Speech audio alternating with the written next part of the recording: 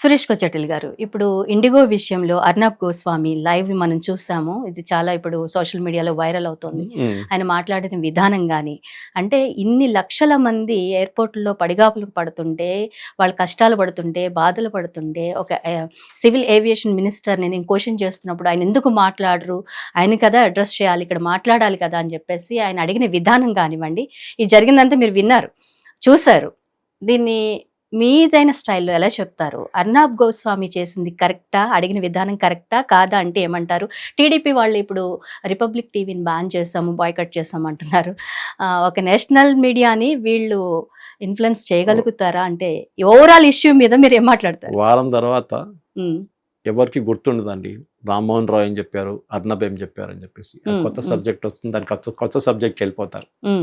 ఇది మన news channels culture. ఇది ఒక వారం టైంలో షెల్ఫ్ లైఫ్ ఉంటుంది. ఆ షెల్ఫ్ లైఫ్ తర్వాత ఎవరికి ఆయన ఏం చెప్పారు, ఈయన చెప్పారు ఎవరికి తెలియదు. అర్నబ్ గోస్వామి షోలో చాలా మంది పాకిస్తానీ జనరల్స్ వచ్చి కూర్చుంటారు, రిటైర్డ్ వాళ్ళు, మీరు చూసుంటారు. విపరీతంగా తిడతారు ఆయన వాళ్ళని.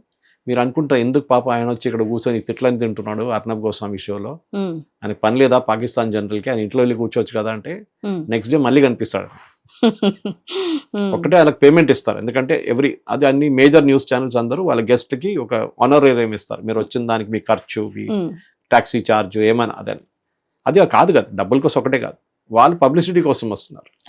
మేము పాకిస్తాన్లో ఉన్న ఒక 50 జనరల్ ఉంటే మమ్మల్ని పిలిచారు ఇద్దరిని అని చెప్పి వాళ్ళకి ఒక ప్రెస్టీజ్ ఇష్యూ.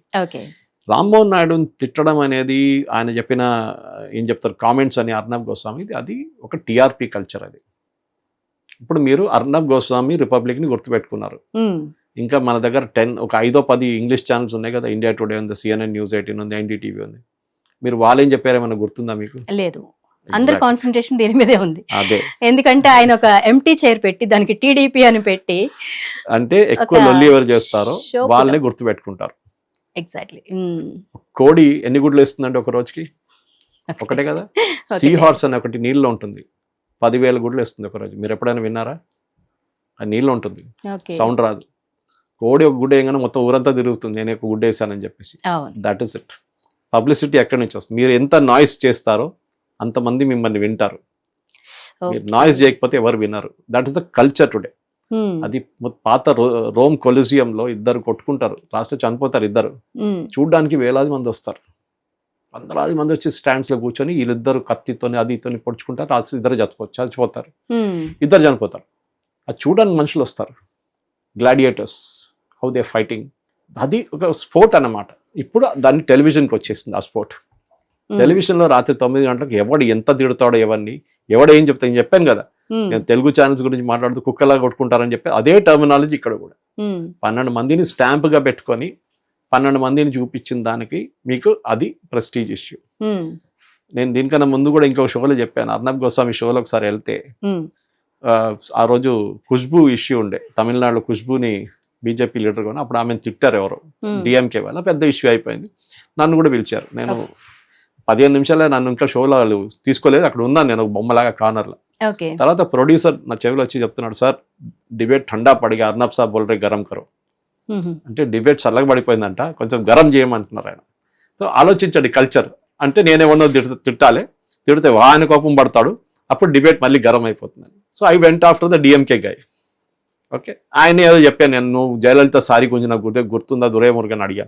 నేను కాదు, ఇంకా 10 మంది ఉన్నారు నాతో అంటే, మీరు ఉన్నారు కదా లిస్ట్లో అని చెప్పి నాకు ఇన్సిడెంట్ రిమెంబర్డ్ ఇన్సిడెంట్ నాకు గుర్తొచ్చింది. అది సడన్ గా చల్లబడిపోయిన డిబేట్ మొత్తం ఫుల్ నన్ను తిట్టడము, నేను ఆయన తిట్టడము, అంతా ఫుల్ షోలో టీఆర్పీ వచ్చేసింది. అది ఇది కావాలి వాళ్ళకి. ఎందుకంటే అదే టైంలో 15 ఛానల్స్ నడుస్తున్నాయి, తెలుగులో 5, హిందీలో 5, ఇంగ్లీష్లో 5, వెర్నాక్యులర్ లాంగ్వేజెస్ మిగతా మలయాళం, తమిళ, అన్నిట్లో మీకు అటెన్షన్ గెయిన్ చేయాలి. ఒకటే టీవీ సెట్ ఉంది మోస్ట్ ఆఫ్ ద ఇంట్లలో, కొన్ని ఇంట్లలో 2 ఉంటాయి. ఈ అటెన్షన్ అర్నబ్ గోస్వామి చూడాలంటే, అర్నబ్ గోస్వామి రామ్మోహన్ నాయుడు తిట్టారు, చూద్దాం రా. వైఎస్ఎస్పీ వాళ్ళు కూర్చుంటారు, బీజేపీ వాళ్ళు చూడరు, టీడీపీ వాళ్ళు తిడతారు. ఇదే కావాలి కదా ఆయనకి.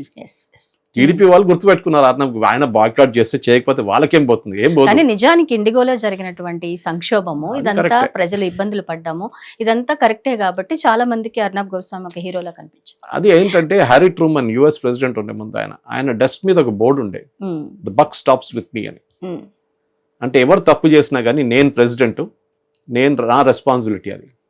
నేను ఇంకొంత తల మీద వేయను, వాడు తప్పు చేశాడు, వీడు తప్పు చేశాడు, వాడు తప్పు. As a CEO of the organisation, as a minister in charge, you are responsibility. End of the day సరే DGCS వాళ్ళ రోల్ పాత వాళ్ళు ప్లే చేయలేదు కరెక్ట్గా, ఇండిగో వాళ్ళు డర్టీగా ప్లే చేయాలి, అదంతా ఉంది, no doubt about it. But as a minister you are responsible.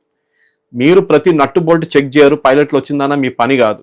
కానీ at the end of the day లక్షలాది మంది ఆ రోజు చనిపోయిన వాళ్ళు, కొంతమంది పిల్లలు వాళ్ళ ఫాదర్ మదర్ ఫ్యూనరల్కి వెళ్ళలేకపోయారు, పెళ్లికి వెళ్తున్న వాళ్ళు పెళ్లికి చేరుకోలేకపోయారు, కొంతమంది ఉద్యోగ ఇంటర్వ్యూకి వెళ్తున్నారు అక్కడ చేరుకోలేకపోయినా, కొంతమంది ఇంటర్నేషనల్ కనెక్షన్ చాలా మంది అది కనెక్ట్ చేయాలి. మనం చూసాం లగేజ్ పోయింది, ఎక్కడ పోయింది ఎవరికి తెలియదు లగేజ్ అంతా. ఇప్పుడు కూడా లగేజ్ ఇంటికి వస్తుందంట చాలా మంది. నేను కూడా 23 తారీఖు కోయంబత్తూరు బుక్ చేసుకున్నా మా అమ్మగారి బర్త్డే కోసం, 84th బర్త్డే కోసం. పోతుందా లేదా నాకు తెలియదు. సో నేనేం చేయాలి నాకు అర్థం కావట్లేదు. ఇప్పుడు బస్ లో బుక్ చేయాలన్నా బ్యాకప్ గా బహుశా చేయాల్సి వస్తుంది. రేపు ఇండిగోకే వెళ్ళండి, ఇండిగో ఒకటే ఉంది, మనకి ఇంకా విషయాలు తెలుస్తాయి కదా. ఇండిగో ఉంటే ఒకటే ఉంది. ఎందుకంటే that is where monopoly culture is very bad. ఒక టైంలో నేను దీనికన్నా ముందు కూడా చెప్పాను కొన్ని ఛానల్స్ లో. ఒక టైంలో బజాజ్ స్కూటర్, నా ఫాదర్ 87లో నాకు ఉద్యోగం వచ్చింది చెప్పాను చూడండి బంజారాలో. ఫాదర్ ఒక స్కూటర్ కొనిస్తా అన్నారు. చూస్తే 2 సంవత్సరాలు వెయిటింగ్ లిస్ట్. ఒక స్కూటర్కి 2 సంవత్సరాలు వెయిటింగ్ లిస్ట్. ఇప్పుడున్న పిల్లలకి తెలియదు అదంతా. 2 సంవత్సరాలు ఒక Bajaj scooter, 3rd rate scooter, Rahul Bajaj use చేసిన వర్డ్ 3rd రేట్ స్కూటర్ అని ఇట్లా టిల్ట్ చేసి కొడితేనే బండి స్టార్ట్ అవుతుంది.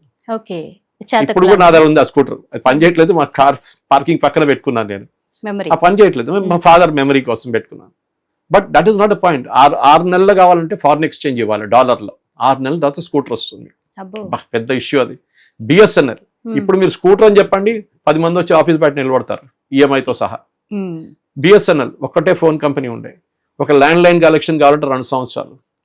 MP MLA సిగ్నేచర్ తీసుకుంటే 6 నెలలు.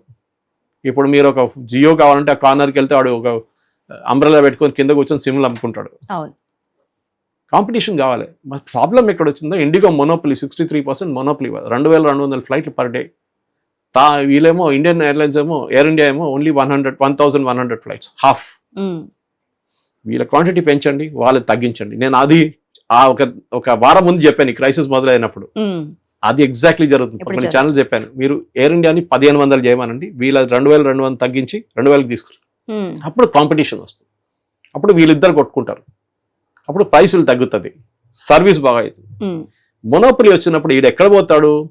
కోయంబత్తూరు వెళ్ళాలి కదా, అక్కడ వెళ్తున్న 5 ఫ్లైట్లు నా ఫ్లైట్లో ఎక్కాల్సిందే ఇండిగో అంటాడు.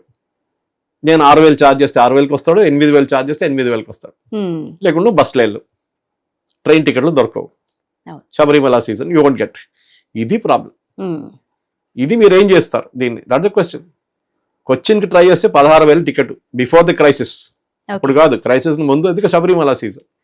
సో మీరే కాంపిటీషన్ లేనప్పుడు జరుగుతుంది. వాళ్ళు ఏం చేస్తారు, కావాలని చెప్పి ఆ రూట్లో మీరు 10 ఫ్లైట్లు నడిపిస్తే రేట్ తగ్గుతుంది. మేము 6 ఫ్లైట్లు నడిపిస్తాం, అప్పుడు రేట్ పెరుగుతుంది. సప్లై అండ్ డిమాండ్ ఎకనామిక్స్లో ఉంటుంది. ఇది ప్రాబ్లం. సో ఇండిగో మొనోపలి అది రామ్మోహన్ రావు గారు తప్పు. ఆయన చూడాలండే. 1 సంవత్సరం ముందే వీళ్ళకి DGCA నోటిఫికేషన్ ఇచ్చారు, పైలట్లు పెంచుకోండి, 8 గంటలు డ్యూటీ పెట్టబోతున్నాం, 24 గంటల్లో 3 సెట్ పైలట్స్ ఉండాలి, కో పైలట్, వీరేం చేస్తున్నాయి 12 గంటలు పని చేపిస్తున్నాయి. ఇప్పుడు మీ స్టూడియోలో కెమెరామెన్ 8 గంటలు పని చేయండి, అరే నువ్వు 14 గంటలు పని చేయి, 4 గంటలు ఓవర్ టైం ఇస్తానంటే పని చేస్తారు వాళ్ళు, కానీ వాళ్ళ ఎఫిషియన్సీ తగ్గిపోతుంది 8 గంటల తర్వాత. పైలట్ అంటే high stressful job. Landing and take off అంటే టెన్షన్. చిన్న తప్పు ఉంటే చాలా అహ్మదాబాద్ జరిగినట్ల ఎయిర్ క్రాష్ అవుతుంది, చిన్న ఫ్యూల్ స్విచ్ ప్రాబ్లం. వాళ్ళు ల్యాండింగ్ టేక్ ఆఫ్ వాళ్ళు వచ్చి కూర్చున్న దాకా వాళ్ళు టేక్ ఆఫ్ చేసినాక 250 చెక్స్ ఉంటాయి ప్లేన్ లో, with in matter of just 30 minutes. ఈ ఫ్లాప్ చెక్ చేయి, అది చెక్ చేయి, పైలట్ కో పైలట్ మాట్లాడుకుంటారు.